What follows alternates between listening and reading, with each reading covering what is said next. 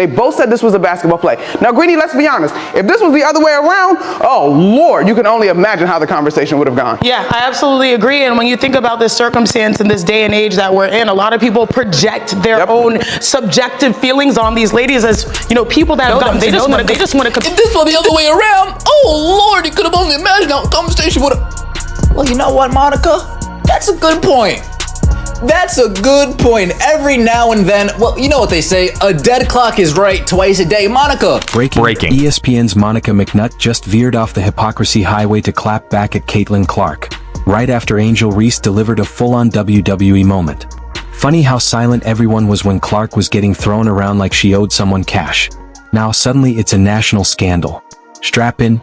This double standard is so deep even LeBron would flop in shock. This video that is ESPN Monica McNutt going on a little rant about double standard with Caitlin Clark and Angel Reese over this flagrant foul in the WNBA. Oh, look who's trending again. ESPN's self-appointed queen of basketball morality, Monica McNutt. The woman who apparently wakes up, pours herself a tall glass of double standards, and prays at the altar of selective outrage.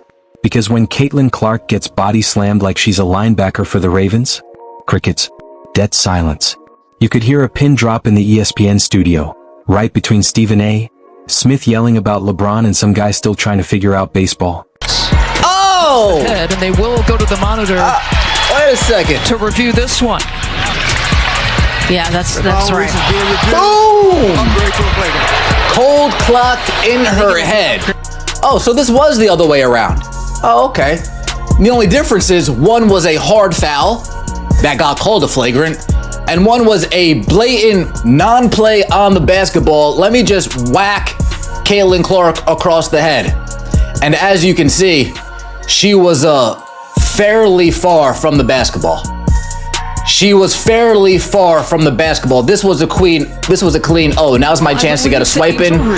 Let me take it and get a swipe in because I hate that girl that wears 22 over there in Iowa.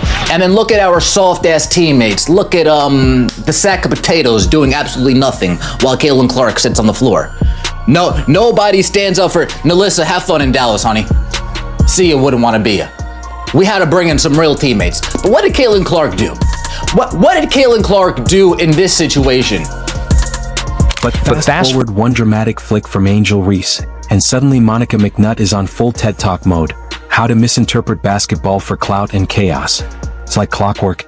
The second someone with the right narrative armor throws shade, or an elbow, McNutt transforms into the Avengers, Justice League, and Oprah all at once. You get accountability.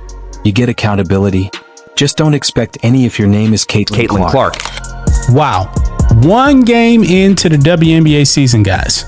One game in. And we have mythical racism out there. Yeah, no proof, no evidence whatsoever, but the WNBA is investigating and ESPN just says, we must believe the WNBA, man. Racist comments. You heard that, what she said, right? Where was the comments? Where were the comments at? I don't even believe that Angel Reese even mentioned anything about racist comments. I must have missed that. And that sound definitely was not a monkey sound. It just wasn't. Boy, what a pathetic network ESPN is, guys. Because let's be real, Caitlin Clark could be thrown into a wall, have her arm dislocated mid-game, and McNutt would still be in the studio spinning it as a teachable moment in humility. And yes, Monica, it's hilarious how all that sisterhood and women's sports empowerment magically disappears the second Clark's name comes up.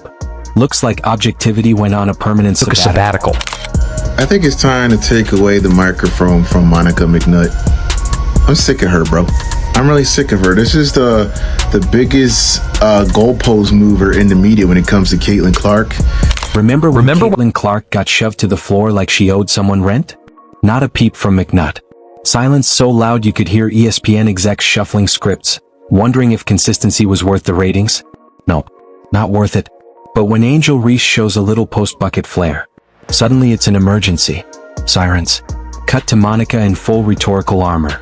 We're not saying Angel doesn't deserve scrutiny for throwing bows like she's auditioning for UFC 309, but let's call this circus what it is. Monica McNutt's personal narrative playground. 1 minute, she preaches respect women's sports, they're physical. The next, she's clutching pearls because Caitlin Clark blinked too hard.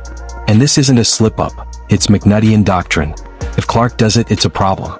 If it happens to Clark, it's empowerment. What do we have right here? Because Caitlin Clark did take quite the beating last year.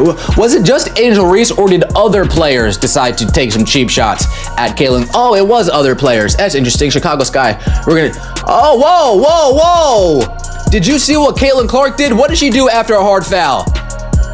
She got up and walked away because she's not a classless piece of trash. Oops, did I say that out loud? My bad. Kennedy Carter, Dejanay Carrington, Tiara McCowan. Oh, look at Izzy Magnabor going straight for the head. Oh, there's Angel Reese again. There's Angel Reese again. There's Dana Evans. And guess what we did last season? We did nothing but play ball. Classic ESPN coverage, where objectivity goes to die and Monica McNutt plays the Undertaker. No fair play, just a non-stop highlight reel of who can twist a clean screen into a civil rights moment fastest. The hypocrisy? You can practically smell it.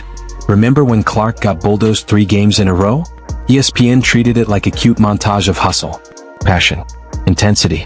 Cut to Caitlin lying on the court, wondering if she signed up for basketball or WWE's Royal Rumble. And Monica? Probably drafting a tweet about how Clark just needs to adjust to the physicality. Because when Clark gets flattened, it's not aggression, it's breaking barriers. So yes, she must also be ready to break a rib or two. Meanwhile, if Angel Reese so much as bumps into a ref, Monica embarks on a full spiritual journey through systemic bias and emotional trauma. Next thing you know, she's quoting Maya Angelou while dissecting a foul call. Monica, relax. It's basketball, not a Shakespearean tragedy. You know, I love how Americans, like a certain group of Americans, to tell you like, oh, there is no racial problem in America. We have passed racial relations being an issue. I don't see color and all these things. And all it takes is like one basketball game between Angel Reese and Caitlin Clark for it to turn into a goddamn race war, right? Let's talk about how ESPN, and Monica McNutt in particular, turned Caitlin Clark into the ultimate scapegoat.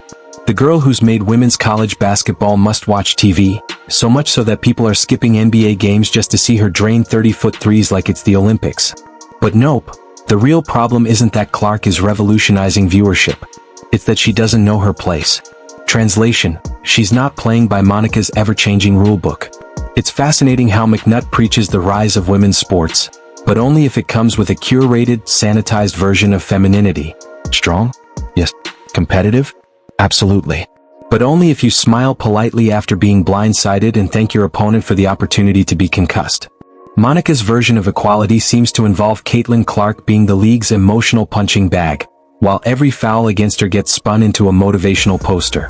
You could write a book titled 101 Ways to Downplay Assault When It's the Wrong Player, and McNutt would have a cameo in every chapter.